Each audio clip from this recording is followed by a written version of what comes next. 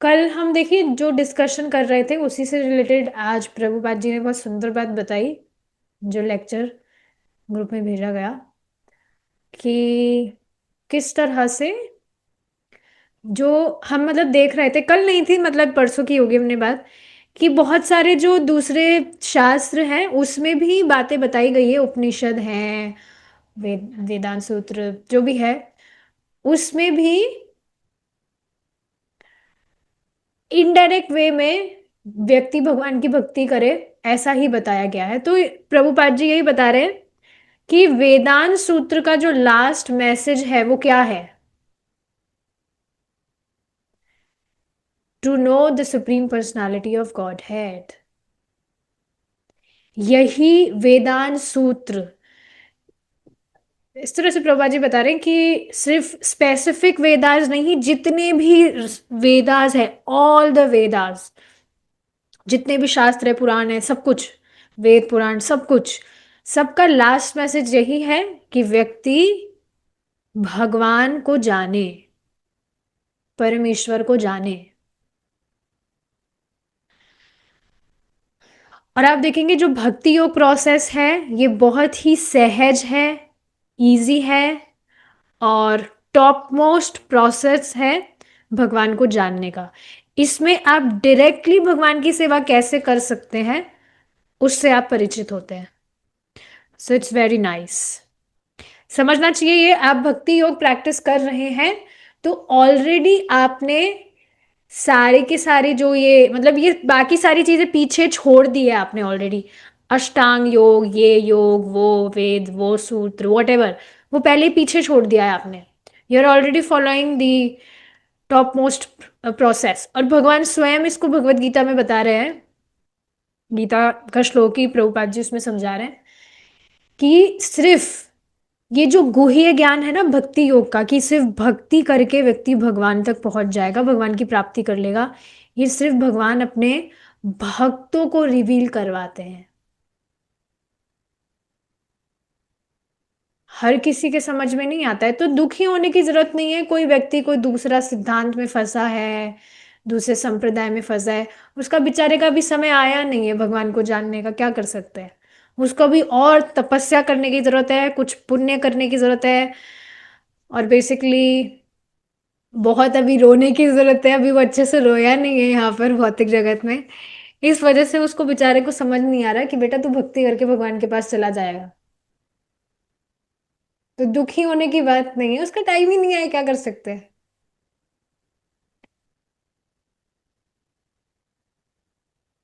चलिए अब हम आगे बढ़ते हैं जहाँ पे हम डिस्कस कर रहे थे। सो ब्रूस ही फेल्ट कि प्रभुपाद जी ऐसा कुछ नहीं है, कुछ ड्युअलिटी है, कुछ आर्टिफिशियल है। He was genuinely very much affectionate, compassionate to everyone. तो पहले भी वो बहुत सारे सन्यासी के पास में घूम रहे थे नॉलेज लेने के लिए, पर प्रभुपाद जी के पास आने के बाद में उनको एक कनेक्शन फील हो रहा था। He was actually emotionally involve with Prabhupada. ये बहुत सुंदर बात है, देखिए अगर आपने ध्यान से क्लास में सुना हो, शाम की जो क्लास हुई थी कल, कि अगर आप किसी को भी भक्ति करवाना चाहते हैं तो बहुत ज्यादा जरूरी है कि आप उसको affection they. You treat him like your own child. जिस तरह से एक माँ है वो अपने बच्चे के लिए कैसे फिक्र करती है, कि ये बच्चा है बेचारा नादान है, ये अपने आप से कुछ जानता ही नहीं है, कुछ ये समझ ही नहीं पाएगा जब तक मैं इसकी सहायता नहीं करूंगी, मैं इसको गाइड नहीं करूंगी। तो उस तरह से ही भक्तों को चिंतित होना चाहिए। जिनको भी आप मतलब प्रीच करने का प्रयास कर रहे हैं, you should have so much affection in your heart for them, genuine affection, कि वो भक्ति करे। और हो सकता है कई बार वो द्रोह भी करे, आपकी बात ना माने, तो कोई बात नहीं है, सहिष्णुता रखकर सहन करना चाहिए। कोई बात नहीं, अब होता भी है तो। जैसे आप देखेंगे जो मतलब मैं ज्यादा अभी ज़्यादातर मेरा जो टाइम बाहर के जो लोग हैं, ज़्यादातर नहीं बोल सकते, मतलब वहाँ पर भी मेरा टाइम जा रहा है। वेस्ट में जो लोग हैं, that I try to preach them. तो कई बार देखिए, उनके वहाँ से भी कुछ वार होता है। वार का मतलब आप समझ रहे हैं? कुछ ऐसी बात, फिलॉसफी बात है, कुछ हैवी लग जाए। तो ये देखिए, टाइपिंग, मैसेज टाइपिंग का तो बहुत अच्छा ये एक साधन है कि सामने वाला अगर आपको कुछ कड़वी बात भी बोल रहा है, तो आपके पास में एक अपॉर्चुनिटी है कि आप वहां पर पोज हो जाए, तुरंत उसको रिप्लाई ना करें। कुछ भी सामने वाला आपको कुछ भी ऐसी बात लिख के भेज दिया जिससे आपको तुरंत हो सकता है गुस्सा आ जाए, अरे ऐसे कैसे बोल सकता है ये। तो वह आपके पास में एक अपॉर्चुनिटी है, you can pause, you can take some time. इस वजह से आप देखेंगे, मैंने मेरा स्पेशली जो व्हाट्सएप है उस पे वो जो लास्ट सीन है और वो जो ब्लू टिक्स होते हैं वो मैंने हाइड किए हुए हैं इंटेंशनली, ताकि किसी को पता ना चले इसने मैसेज देखा है कि नहीं। पहले क्या होता था कि वो लास्ट सीन मेरा विजिबल था और वो ब्लू टिक्स विजिबल थे, तो मैं मैसेज पढ़ लेती थी, पर हैंड टू हैंड रिप्लाई ना करने के कारण जो भक्त थे वो थोड़ा गुस्सा हो जाते थे कि हमारा मैसेज सीन करके कैसे छोड़ दिया, तो वो डिलीट भी कर देते थे कई बार मैसेज। बट अभी मैंने इस तरह से किया हुआ है, सामने वाले को पता ही नहीं लगता है मैंने मैसेज देखा कि नहीं। तो फिर मैं मेरे टाइम पर जब जैसा मुझे लगता है मैं रिप्लाई कर देती हूँ। सो हाँ, क्या मैं बात बता रही थी कि समझना चाहिए कि जो अभी नया भक्ति में आया है वो मेटेरियल वर्ल्ड से निकल कर आया है, तो उसकी चेतना उस तरह की है अभी। तो आप उससे एक्सपेक्ट कर ही नहीं सकते कि वो बिल्कुल परफेक्ट वे में सारी चीजें फॉलो कर सके। यू कैन नॉट एक्सपेक्ट, क्योंकि उसकी चेतना उस तरह से अभी वो कैसे एक जंगल से वो निकल गया है। जैसे जंगल मतलब आप समझ रहे ना, बिल्कुल कैसे बिहेव करना है, क्या करना है, क्या नहीं करना है, कुछ नहीं पता है। भौतिकतावादी लोगों के संग पे रहा है, वहां पर जो भी चीजें सीखी है उसी का ही अभ्यस्त होता है व्यक्ति। तो we should try to treat nicely, we should have affectionate for them, तभी वो भक्ति को फ्रीली एक्सेप्ट कर पाएंगे। तो ऐसे धीरे धीरे ही आए।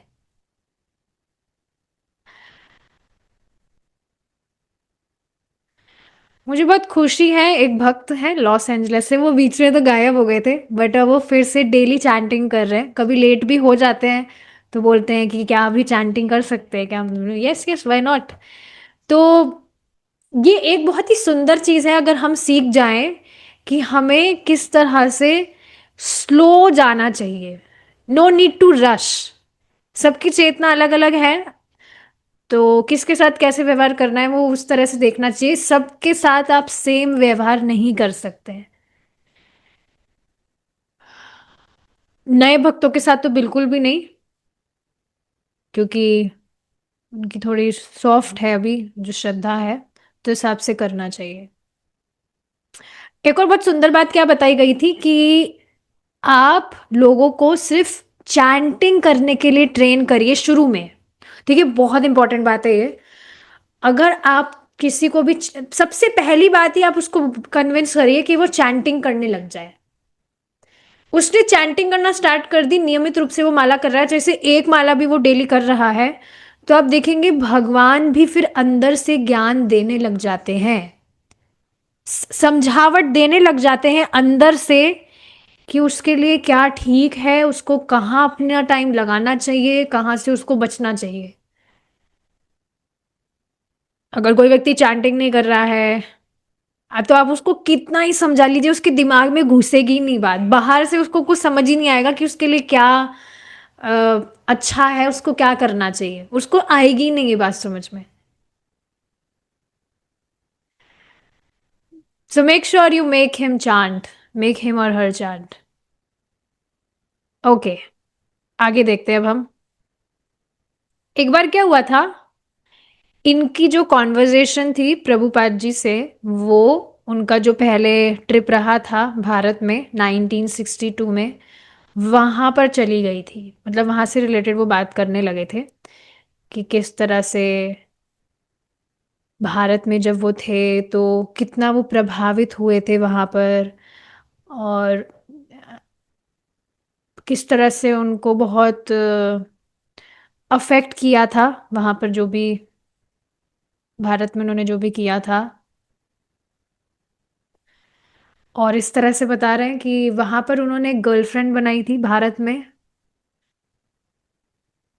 तो उसके बारे में वो बात करने लग गए फिर, कि मेरे पास में उसकी पिक्चर फोटो भी है, मैं उसकी फोटो मेरे वो वॉलेट में लेकर घूमता हूँ।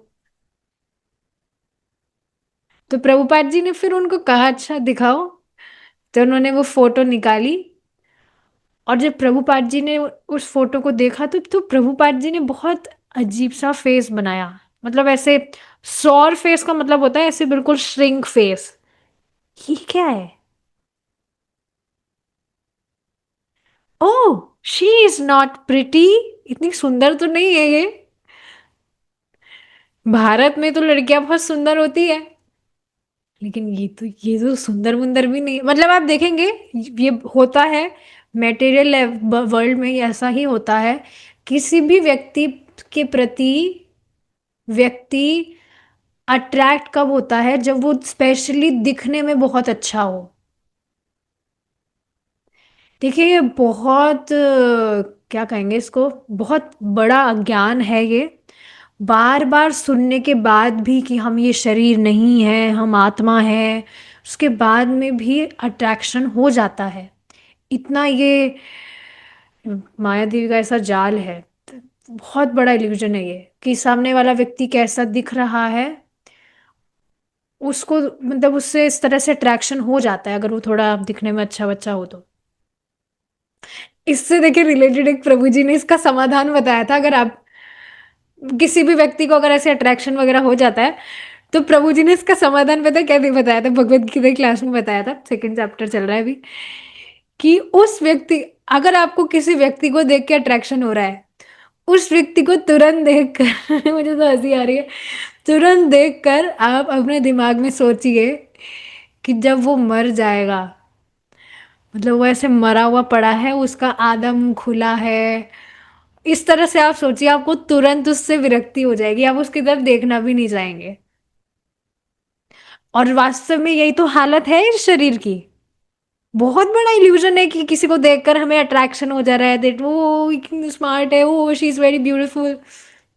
Huge illusion, big illusion. तो ये बहुत सुंदर मुझे लगा था प्रभु जी ने जो समाधान बताया, किसी भी व्यक्ति के प्रति देखकर आपको अगर अट्रैक्शन हो रहा है, तो इस तरह से आप सोचिए अपने माइंड में, वो जब मर जाएगा, उसका मुंह आधा खुला है, किस तरह से वो दिखेगा, आप देखना भी नहीं चाहेंगे उसको। सो यहाँ पर यही बात हो रही है कि वो लड़की इतनी कोई सुंदर वुंदर तो नहीं थी। तो फिर प्रभु तो उस व्यक्ति का उस लड़की के प्रति जो आसक्ति थी वो तुरंत खत्म सी हो गई थी, कि हाँ दिखने में तो कुछ इतनी सुंदर तो नहीं लग रही है। और उनको शर्म सी आने लगी कि ये कैसी लड़की में मुझे इंटरेस्ट आया, जिसको यहाँ तक कि स्वामी जी भी सुंदर नहीं बता रहे। तो मुझे नहीं लगता कि मुझे फिर से इस फोटो को देखना चाहिए। और फिर उन्होंने फिर कभी उस लड़की के विषय में कभी सोचा भी नहीं। ठीक है, आगे देखिए अब।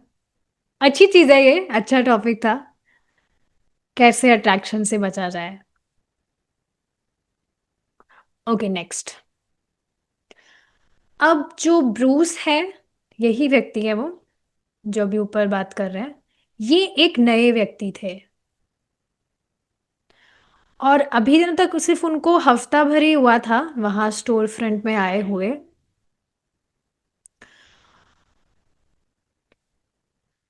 तो कोई भी, मतलब किसी ने भी, देखिए क्या बताया जा रहा है, no one had told him that the members of Anand Ashram, आपको याद है आनंद आश्रम कौन सा है? ये डॉक्टर मिश्रा थे, जिसके यहाँ पर प्रभुपाद जी पहले रुके थे, और ये मायावादी थे। प्रभुपाद जी को पहले पता नहीं था कि ये मायावादी है, ये भी अब कुछ योगा स्टूडियो वगैरह वहाँ पर चलाते थे जहाँ पर लोग ध्यान करने आते थे, लाइट पर ध्यान करने आते थे। लेकिन बाद में प्रभुपाद जी को पता लगा कि ये मायावादी है। तो प्रभुपाद जी बहुत बहुत डिफिकल्ट सिचुएशन हो गई थी उनके लिए, क्योंकि ऐसे व्यक्ति के साथ रहना जो मायावादी हो, सोचिए आप कितना डिफिकल्ट है। भाई अभक्त है तो ठीक है, कोई बात नहीं है, वो तो अज्ञान के कारण है। लेकिन मायावादी हो जो बिल्कुल, देखिए अभक्त जो है वो ऐसा नहीं कि भगवान को कुछ अलग मान रहे हैं, भगवान की सत्ता निकार रहे हैं, नकार रहे हैं, या भगवान को कोई लाइट मान रहे हैं, वॉट एवर थिंग्स, ऐसा नहीं है। जिस तरह से समझना चाहिए वैसे नहीं समझ रहे, पर ऐसा नहीं है कि मतलब वो बिल्कुल नादान बच्चे की तरह, उनको पता ही नहीं है ज्यादा कुछ। जैसे लोग सब रिचुअल्स फॉलो करते हैं कि आज ये फेस्टिवल है तो आज इन देवता की पूजा करनी है, इन देवता की पूजा करनी है, सब भगवान एक है, तो ठीक है वो अब जो भी है। पर आप सोचिए कोई आप ही के घर में कोई मायावादी हो, कितना डिफिकल्ट हो जाएगा। एक एक भक्त बता रहे थे कि उनकी माता जी कोई मायावादी संप्रदाय से है। तो वो तो इस्कॉन से है जुड़े थे वो भक्त। तो इस्कॉन में तो बताते हैं भगवान को भोग लगाना चाहिए, नाम जप करना चाहिए, लेकिन उनकी माता जी बोलती थी, मतलब बोलती हैं इस तरह से कि भगवान को भोग लगाने की क्या जरूरत है, भगवान तो अंदर ही है। मतलब ऐसे बताते ना कि इस तरह से बोलते हैं कि मैं भी ब्रह्म हूँ, आप भी ब्रह्म है, तो ये ब्रह्म ब्रह्म को भोग कैसे लगाए। तो वो उनका कुछ फिलॉसफी थी। तो इस पर परम पूज्य राधा गोविंद महाराज इस तरह से बताते हैं कि जब तुम खाना ठूसते हो तब तो तुम ये नहीं सोचते हो कि ब्रह्म ही ब्रह्म को क्यों खा रहा है। सब मतलब उनके लिए सब कुछ ब्रह्म होता है, रोटी भी ब्रह्म है, भगवान भी ब्रह्म है, मैं भी ब्रह्म हूँ। तो तब तो तुम इस तरह से नहीं सोच रहे हो, तब तो खा लेते हो दबा दबा के। सो इट्स वेरी डिफिकल्ट कि किन्हीं ऐसे व्यक्ति के साथ में आपको रहना पड़े जो जिसका कंसेप्ट बिल्कुल अलग है भगवान से रिलेटेड। अगर आप ही के कोई फ्रेंड्स में कोई ग्रुप है, ग्रुप में कोई फ्रेंड्स हैं, वो भी अगर इस तरह के कुछ और सिद्धांत फॉलो कर रहे तो कितना डिफिकल्ट हो जाता है। हो सकता है वो आपके कोई बेस्ट फ्रेंड रहे हो, बहुत अच्छे मित्र आपके रहे हो, लेकिन वो इस तरह का कुछ फॉलो कर रहे तो कितना डिफिकल्ट हो जाता है, उनसे बात आप नहीं कर सकते अब।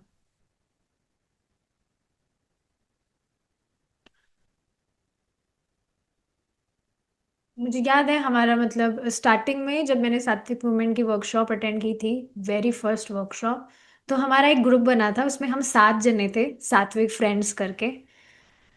तो उसमें से अभी भी कुछ कनेक्टेड हैं, पर कुछ जो थे वो कुछ संप्रदाय को फॉलो कर रहे थे, जिसमें कहते हैं कि शिव बाबा ने भगवत गीता बोली है, समझ रहे होंगे क्या है। तो फिर उस तरह से शुरू शुरू में तो इतना कुछ मुझे मालूम भी नहीं था, लेकिन धीरे धीरे जब कथा वगैरह मैं सुनने लगी, सारी चीजें मुझे समझ में आने लगी, तो बाद में जब मुझे ये सारी बातें पता लगी कि उस ग्रुप में भी ऐसे लोग हैं, तो फिर उस तरह का बॉन्ड नहीं रह पाया था। तो हाँ, ये जो व्यक्ति थे मिश्रा, डॉक्टर मिश्रा, जो प्रभुपाद जी को बुलाते थे और उनके फॉलोअर्स, और ये तक स्थिति थी जब प्रभुपाद जी इनके साथ रह रहे थे कि वो प्रभुपाद जी को कुछ प्रवचन नहीं करने देते थे वहां। खाली कीर्तन वगैरह के लिए ठीक है अलाउ करते थे, थोड़ा नाच गाना हो जाए, लेकिन प्रभुपाद जी को वहां पर प्रवचन नहीं करने देते थे, क्योंकि इनकी फिलॉसफी और जो भगवत गीता प्रभुपाद जी की फिलॉसफी वो कितनी बिल्कुल डिफरेंट है। लेकिन इनके यहाँ से भी काफी लोग थे, डॉक्टर मिश्रा के यहाँ से भी काफी लोग थे जो प्रभुपाद जी को ज्वाइन कर लिए थे। प्रभुपाद जी की फिलॉसफी में उनको ज्यादा इंटरेस्ट आया था, because they were kind of board कि कैसे वो एक रोशनी पर ही बस ध्यान करते रहो, कितना बोरिंग है वास्तव में अगर इसको देखा जाए तो। मेरा तो कभी भी मन नहीं करता है इस तरह से, आपका भी नहीं करता, और रोशनी पर हम ध्यान लगा रहे हैं। मुझे अभी तक याद है एक बार शुरू में actually I was very innocent, मैं भी यही सोच रही थी सारे जो रास्ते हैं वो एक ही है, ये शिव बाबा वालों को मानो या इनको मानो, सब एक ही है। तो राज योगा मेडिटेशन के लिए मुझे इनवाइट किया था उन लोगों ने, तो मैंने किया था उसको। सुन रही थी मैं, पर सच बता रही हूँ, बहुत एक एम्प्टीनेस सा मुझे फील हो रहा था उसको सुनकर। वो जो भी उसमें बातें बता रहे थे कि आप ज्योति पर इस तरह से, भगवान ज्योति है उस पर ध्यान लगाइए। और उनकी पता है एक और बहुत ही अजीब सी बात मुझे क्या लगी थी, कि आपको ये मनुष्य देह मिल गया ना, तो अब बस आप जब ये देह छोड़ेंगे तो आपको फिर से मनुष्य देह ही मिलेगा, हमेशा ही बस आप मनुष्य देह ही आपका चलता रहेगा।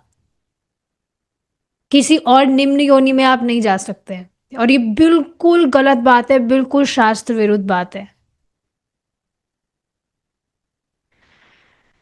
सो इट्स वेरी डेंजरस कि इस तरह की फिलॉसफी, सोचिए अब कोई व्यक्ति सुन लिया कि मैं तो हमेशा तो मनुष्य बन ही जाऊंगा, तो मुझे क्या जरूरत है पुण्य पुण्य करने की, या कुछ भी अच्छे कर्म भी वो नहीं करेगा। देखिए हमारी ये प्रवृत्ति ही है बद्ध जीवात्मा की, कि वह अच्छे कार्य तो करना ही नहीं चाहता है। हमेशा उसका मन बुरी चीजें करने में ही जाता है, जबकि उसको पता भी है कि बुरे कर्म है, ये नहीं करने चाहिए, पर ये मन वहीं पर ही लेकर जाता है जो हमारे लिए अच्छा नहीं है। तो बताइए, जो ऐसी फिलॉसफी सुन रहा हो, तो वो अच्छे कर्म भी करने में ध्यान नहीं लगेगा, क्योंकि मनुष्य तो मैं बन ही जाऊंगा। तो क्या जरूरत है फिर रूल्स फॉलो करना, ये करना वो करना। Very very dangerous.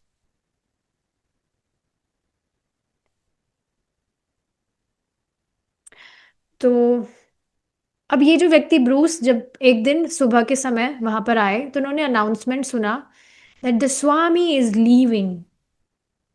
Prabhupada ji जा रहे हैं, मतलब न्यूयॉर्क छोड़कर नहीं जा रहे हैं, स्टोर फ्रंट से इस तरह से निकल रहे होंगे। तो प्रभुपाद जी उस बिल्डिंग से बाहर आए, और वो प्रभुपाद जी कार में गए।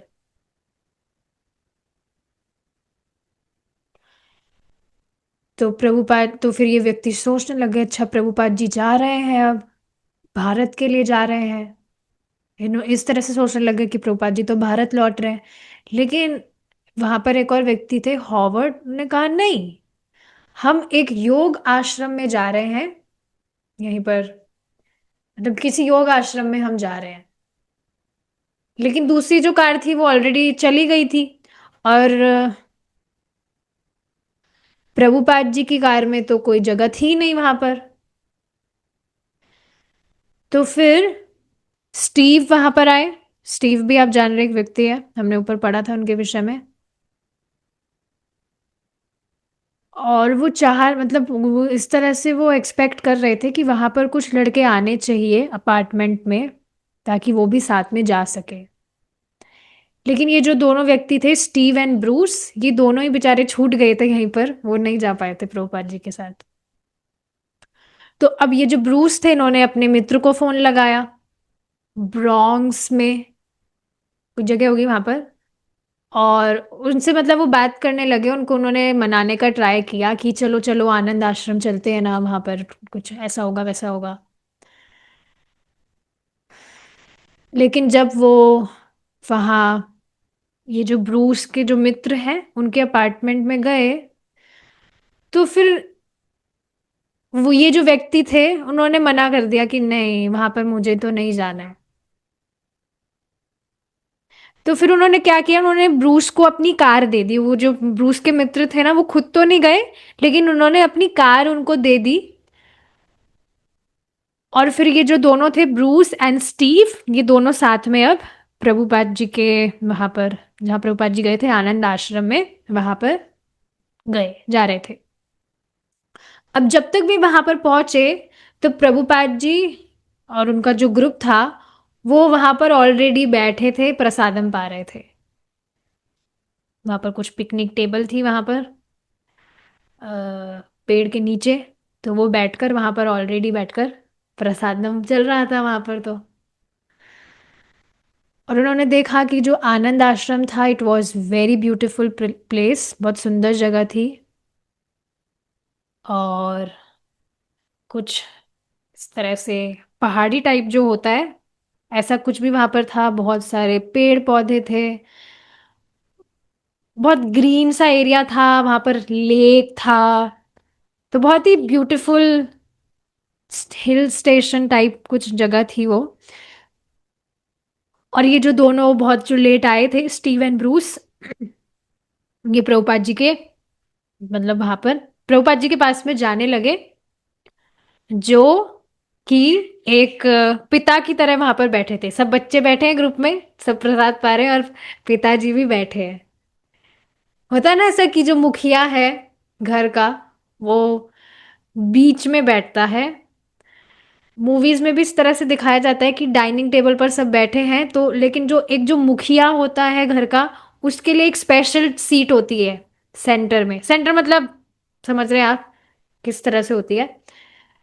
तो इस तरह से Prabhupada ji, he was seated like the father of a family at the head of the picnic table. Keith, आपको पता है कीथ वॉज अ कुक, जो सबके लिए प्रसादम वगैरह बनाया करते थे। तो वो वहां पर प्रसादम सर्व कर रहे थे सबको। Individually he was serving everyone. और प्रभुपाद जी ने उन दोनों को देखा वहां पर, जो आए थे लेट, स्टीव एंड ब्रूस। और प्रभुपाद जी ने उनको भी बैठने को कहा कि आओ आओ बैठो बैठो। पास में बैठ गए थे वो प्रभुपाद जी के ही। और फिर कीथ उनको भी प्रसादम सर्व करने लगे। प्रभुपाद जी ने क्या किया, प्रभुपाद जी ने स्टीव की चपाती ली और उसमें बहुत सारी चीनी उन्होंने रख दी। और वो मतलब वहां पर ऐसा नहीं था अभी जिस तरह से लोग, they are very health conscious, हम चीनी नहीं खाएंगे, हम दूध नहीं पियेंगे, हम ये नहीं करेंगे, हम वो नहीं करेंगे। ऐसा नहीं था। एटलीस्ट अभी भी ऐसा नहीं है। एनीवेज, इस पर ज्यादा हम चर्चा नहीं करेंगे, पर वहां पर इस तरह से उन्होंने चपाती पर बहुत सारी चीनी रखी। तो अब वो चपाती के साथ में चीनी आराम से खा रहे थे। आपने भी किया होगा, अच्छी लगती है चीनी, अच्छी लगती है वैसे। वो तो बस हेल्थ की वजह से थोड़ा अवॉइड करना होता है, पर वो बहुत मीठी होती है। हम देखिए सब्स्टिट्यूट करते ही हैं चीनी को, हम गुड़ डाल लेंगे या डेट्स डाल लेंगे। पर चीनी का जो होता है ना टेस्ट, वो तो चीनी से ही आता है। तो आपने भी कभी इस तरह से किया होगा। मुझे अभी तक याद है कि when I was in my school, तो मेरी मम्मी कभी कभी चीनी के पराठे मुझे भेजा करती थी। उसमें चपाती बेली, उसमें she use to stuff sugar और उसको रोल करके एक पराठे की तरह बनाकर उसको बेचती थी। मुझे बहुत अच्छा लगता था वो मीठा मीठा paratha. So yes, like that they were eating chapati and sugar while everyone laughed. अब वहां पर प्रभुपाद जी किसी विषय पे बात करने लग गए। यहाँ पर लिख रहा है लायन टेमर्स। ये काफी सारे वर्ड है जो मैंने कभी सुने भी नहीं है। ओके, टेमर्स मीन्स जो जंगली जानवर होते हैं, जो व्यक्ति जंगली जानवरों को ट्रेन करते हैं। आपने कभी देखा है ऐसे कभी? अभी तो नहीं देखते हैं, पहले कभी ऐसे कुछ आपने यूट्यूब पर शॉर्ट्स वगैरह देखे होंगे जिसमें लोग शेर पाल रहे हैं, चीते पाल रहे हैं। बाप रे बाप, उनको और कोई पशु नहीं मिला पालने को, कितना डेंजरस है। और वो शेर उनको खा रहा नहीं है, एकदम जैसे एक डॉग होता है पेट डॉग, उस तरह से वो पूंछ हिलाते हिलाते, और वो रियल वीडियोस है, वो झूठ नहीं है। पूंछ हिलाते हिलाते वो उनके पीछे जा रहा है, जैसे एक डॉग अपने मालिक को चाटता है उस तरह से वो चाट रहे हैं। कितना फ्राइटनिंग है। बट इस तरह से लोग होते हैं जो ट्रेनिंग दे देते हैं। बेसिकली उनको कुछ ऐसी कुछ खाने की वस्तु वगैरह खिला देते होंगे। पता नहीं, जिसके डिटेल में जाने से कोई मतलब भी नहीं है, पर ऐसा कुछ कर देते हैं वो, कि वो जो वाइल्ड एनिमल्स भी हैं, दे बिकम पेट एनिमल्स।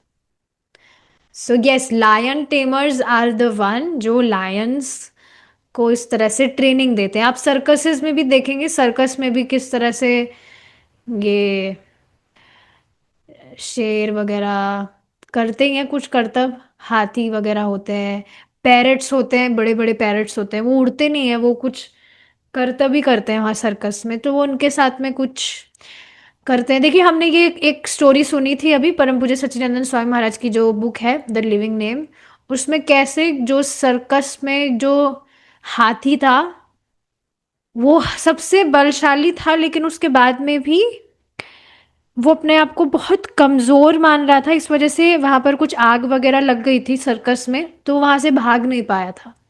उसका कारण हमने देखा था कि जब वो बेबी एलिफेंट था तो उसको एक लोहे की जंजीर से बांध दिया था, उस छोटे से हाथी को।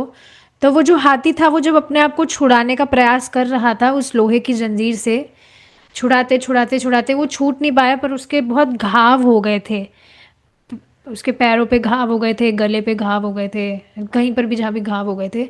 तो वो बहुत डर गया था, उसने ऐसा सोच लिया कि मैं तो कभी इस जंजाल से छूट ही नहीं सकता हूँ।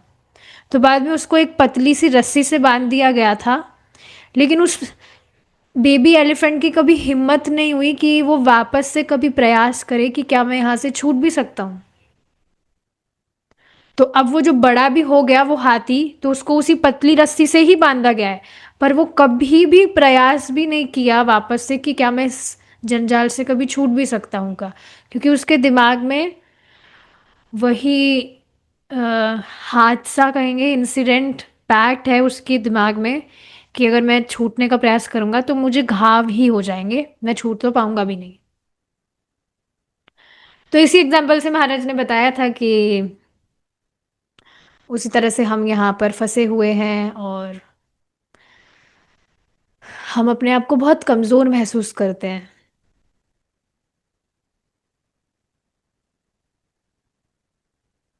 Yes, we feel so fearful. और देखिए जो भी व्यक्ति कार्य कर रहा है इस भौतिक जगत में, उसका एक बड़ा कारण तो भय ही है। जॉब कर रहे हैं, इसका कारण क्या है कि फ्यूचर में कैसा चलेगा, अभी कुछ करियर नहीं बनाया, अभी तो हमारी उम्र है, अगर अभी हमारी ये उम्र निकल गई हाथ से तो क्या होगा। मैं ऐसा नहीं कह रही जॉब नहीं करना चाहिए, पैसा नहीं कमाना चाहिए, बस ये एग्जाम्पल्स बताए जा रहे हैं। या कोई शादी वगैरह क्यों करते हैं, सृष्टि के लिए ही शादी नहीं कर रहे हैं, थोड़ा डर रहता है कि आगे जाकर हमारा कैसे क्या पालन होगा, हम अकेले कैसे रह सकते हैं। देखिए ये सारे एग्जाम्पल दिए जा रहे हैं, तो ऐसा नहीं है कि शादी के अगेंस्ट बोला जा रहा है, जॉब के अगेंस्ट बोला जा रहा है, कि कुछ एग्जाम्पल्स हैं जो दिए जाते हैं और मैंने नहीं दिए, ये महाराज ही दे रहे हैं बुक में। तो भय कारण है।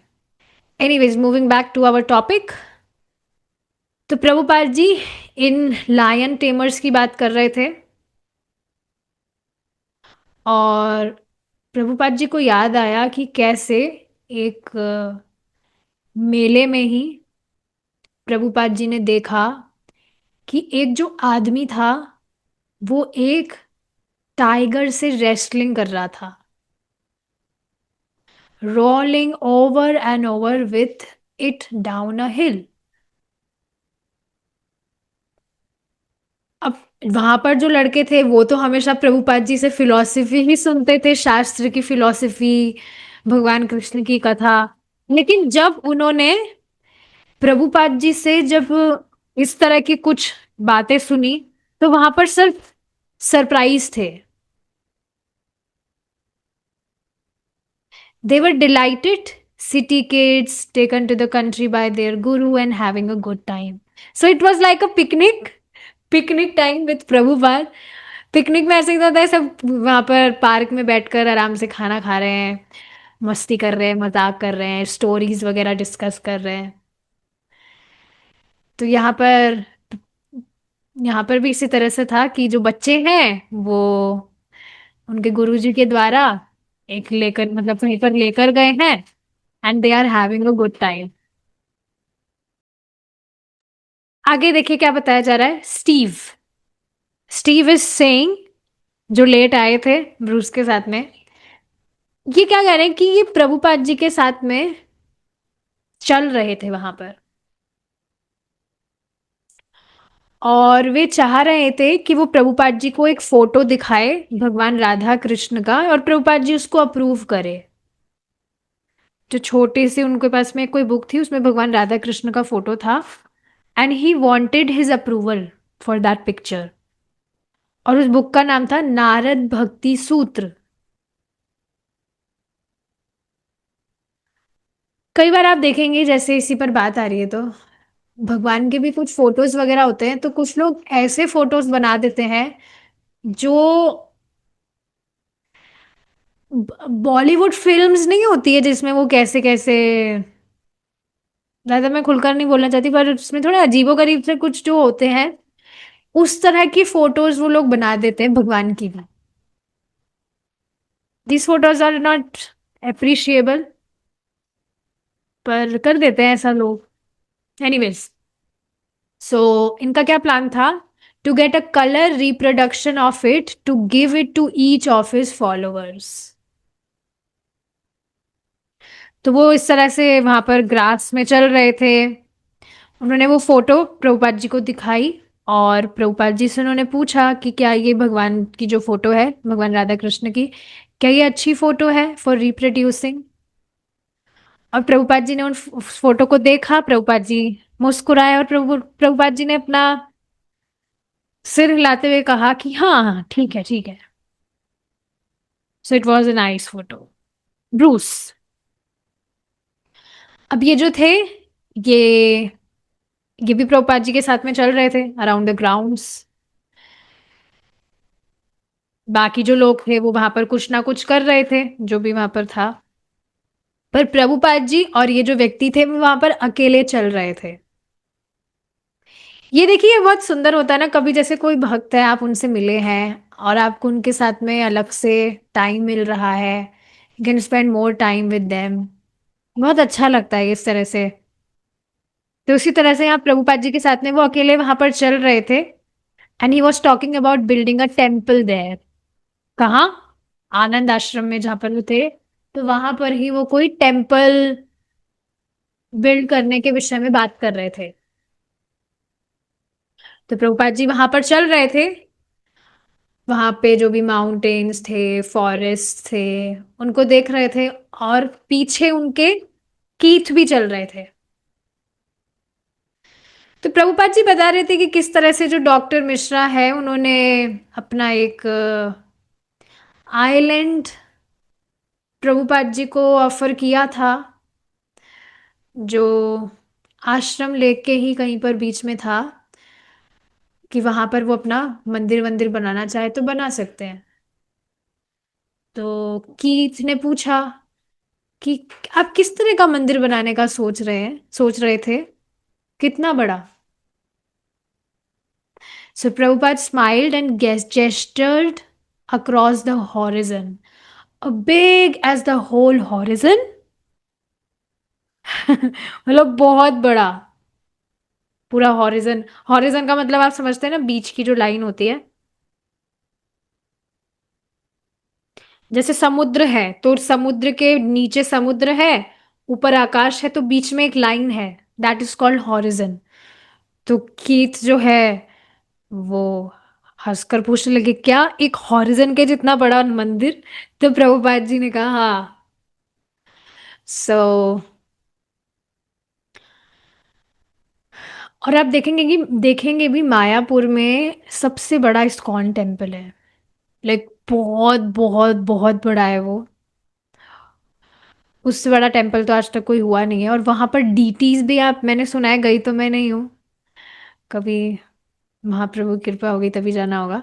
तो वहां पर बहुत बड़े बड़े डीटीज है, बहुत बड़े बड़े डीटीज है। अगर आप वृंदावन जाते हैं, वृंदावन इस कॉल में, तो आप देखेंगे, एटलीस्ट पहली बार आपको ऐसा लगेगा ही। आप स्क्रीन पर जो भगवान के दर्शन करते हैं ना, उसमें भगवान आपको थोड़े बड़े लगते हैं, लेकिन आप वहाँ वृंदावन में इस्कॉन मंदिर जाएंगे, वहाँ आप दर्शन करेंगे, तो आपको आपको पक्का आप पाएंगे कि वहाँ पर भगवान के जो विग्रह हैं वो थोड़े छोटे हैं, एज कंपेयर टू जो हम स्क्रीन पर देखते हैं। बिल्कुल डिफरेंट। और म- मतलब देखिए, फोटो में तो फिर भी अपनी एक लिमिट है, पर वह आप मंदिर में दर्शन करेंगे, इतना ऑप्युलेंट होता है, इतना सुंदर तरह से सजाया होता है भक्तों ने। Very very opulent, very very opulent. आपका बस मन करेगा आप वहीं पर खड़े होकर भगवान को बस देखते रहे, वहां से आप जाए ही ना। इतना सुंदर, बहुत ऑप्युलेंट। अब वहां जो आनंद आश्रम में जो लोग रह रहे थे, वहां मेन एंड वुमेन, वो वहां पर आए। एक जो वहां पर औरत थी, उसने साड़ी पहनी हुई थी। तो फिर प्रभुपाद जी ने दूसरी, वहां पर जो स्त्री थी उसकी तरफ मुड़ा। प्रभुपाद जी ने उनको देखा, and he said that a woman who wears a sari looks very feminine। और ये समझना चाहिए, एक मुझे माता जी ने बताई थी अभी ये बात। रिट्रीट प्रोग्राम से पहले मैं वृंदावन गई थी, तो वहां पर है एक माता जी, she is very senior. So वो हमेशा चाहती थी कि मैं साड़ी पहनूं। दैट आप preaching, you preach and you know you are, you're investing more of your time in Krishna consciousness, so you should wear sari. Prabhupada has given us sari। तो वो मुझे, अभी भी मैं गई थी तो वहां पर तो उन्होंने मुझे साड़ी पहनाई दी थी इस बार। कि नहीं, you you have to wear, उन्होंने खुद का अपना कुछ दिया था। सो बाद में शी वॉज टेलिंग दैट ये जो साड़ी है, this is what Prabhupada has given us. और ये जो ड्रेस है, ये गोलोक ड्रेस है। भगवान के गोलोक धाम में भी जो गोपीज हैं, the servants of the gopis, they are also wearing saris. वहां पर सब साड़ी ही पहन रहे हैं। तो अभी हम यहाँ पर भी साड़ी पहन रहे हैं, जब हम भगवान के धाम पहुंच जाएंगे and also will wear sari. मतलब ऐसा जरूरी नहीं है आप यहाँ पर स्त्री शरीर में है तो आप वहां पर भी स्त्री ही होंगे। पर हाँ, इस तरह से समझाने के लिए माता जी बता रही थी कि ये जो डिवोटी ड्रेस है जो प्रभुपाद ने हमें दिया है for Prabhu jis and mata jis, these are the dresses of Goloka.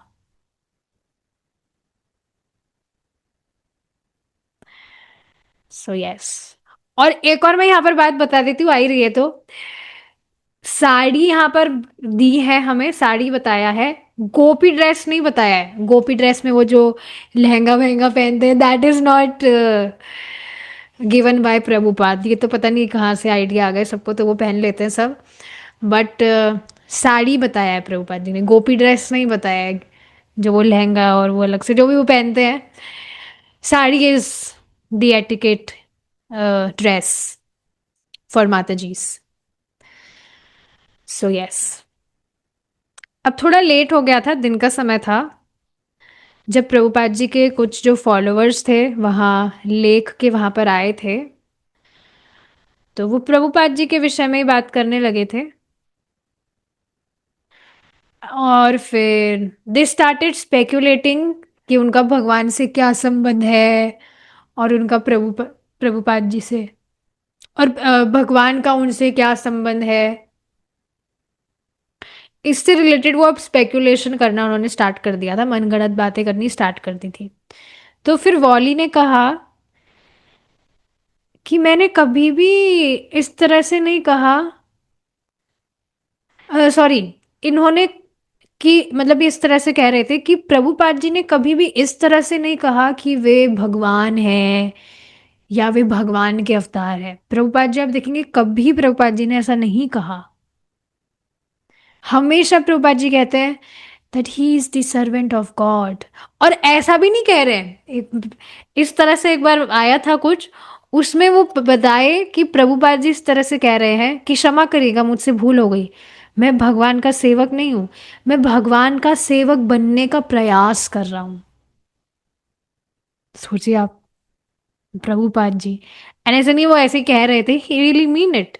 इस तरह से देखिए होता ही है, जो शुद्ध भक्त है उनकी जितनी भक्ति भरी होती है उतना ही वो अपने आप को और ज्यादा लीनियंट समझते हैं, और ज्यादा अपने आप को निम्न समझते हैं। That I am of no value, मैं तो कुछ भी नहीं हूं, मैं तो कुछ भक्ति नहीं कर रहा हूं। तो प्रभुपाद जी ने कभी इस तरह से क्लेम नहीं किया कि वे भगवान है या भगवान के अवतार है। बल्कि आप देखेंगे एक बार किन कुछ प्रभुपाद जी के कुछ वहां पर फॉलोअर्स थे मंदिर में, तो वो हल्ला करने लगे, उन्होंने मतलब इस तरह से फैला दी कि प्रभुपाद जी ही कृष्ण है, शिला Prabhupada is Krishna, Shila Prabhupada is God. Prabhupada ji को बहुत गुस्सा आया था इस पर, और प्रभुपाद जी ने तुरंत उन लोगों को वहां से निकाल दिया था। सिद्धांतिक कुछ डेविएशन हो, प्रभुपाद जी को ये बिल्कुल पसंद नहीं था। भाई नैतिक पतन हो जाए तो अलग बात है कि 4 नियम कुछ वो भंग कर दिया, कुछ पालन नहीं कर पा रहा है, 16 मालन नहीं कर पा रहा है, दैट इज डिफरेंट। बट अगर सिद्धांत में कुछ, फिलॉसफी में कोई कुछ गड़बड़ कर रहा है, तो वो प्रभुपाद जी को बिल्कुल पसंद नहीं था।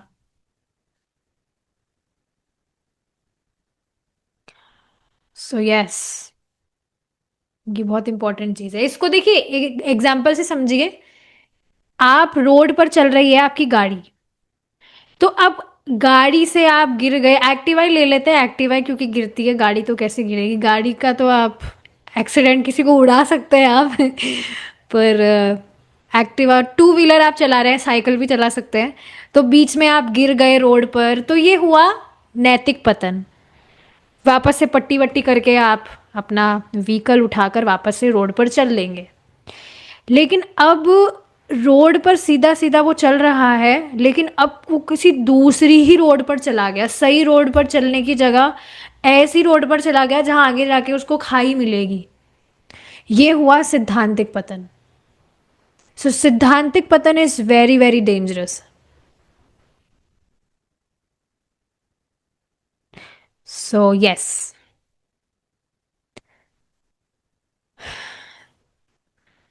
यहाँ पर रुकते हैं अब हम, आगे कल कंटिन्यू करेंगे भगवान ने चाहा तो। Thank you so much for joining. बहुत अच्छे डिस्कशन चल रहे हैं ये, बहुत इस तरह से हम डायरेक्ट पढ़ रहे हैं तो ज़्यादा आपको अच्छा लग रहा होगा। नहीं तो पहले मैं इंग्लिश पढ़ती थी, फिर उसको एक्सप्लेन करना वो बहुत टाइम कंज्यूमिंग भी हो रहा था, अब थोड़ा बोर भी हो जाते होंगे सब। बट ये डायरेक्ट वाला भगवान थोड़ा दे रहे हैं स्ट्रेंथ, कि मैं डायरेक्टली इस तरह से ट्राई कर रही हूँ। So it's very nice. बीच बीच में हम फिलोसफीज भी डिस्कस कर लेते हैं, स्टोरीज भी डिस्कस कर लेते हैं, सब कुछ बढ़िया चल रहा है। Okay, we'll stop here now. Thank you so much for your time. Srila Prabhupada की जय। हरे कृष्णा।